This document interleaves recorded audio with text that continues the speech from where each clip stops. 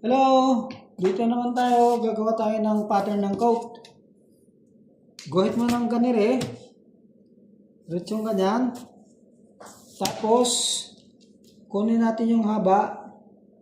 Ang armhole niya ay 18. Ibig sabihin 9. Akyat tayo ng 1.5. Tapos ang figure niya ay 14. Plus down tayo ng 2 inches.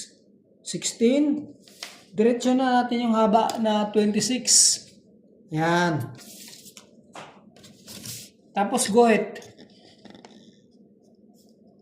Yan, naguhit na natin.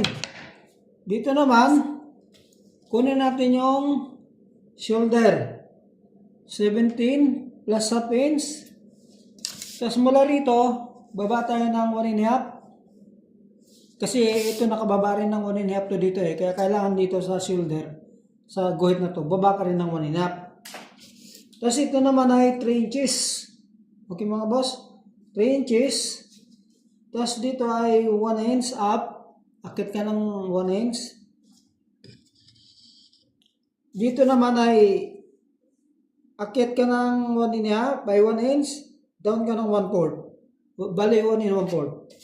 Guguhitan natin ng ganyan, diretso. Tapos ito ibibilog na natin ito rito. Ayan, okay. Ngayon, kung ano yung laki nito, i-apply natin dito sa ano niya, sa chest niya, okay? 9 minus 1 inch, okay? Ayan.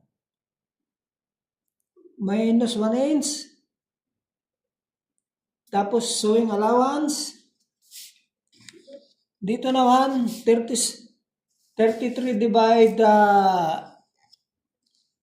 6. Kunin natin yung 6. Yan. Plus kain sewing allowance.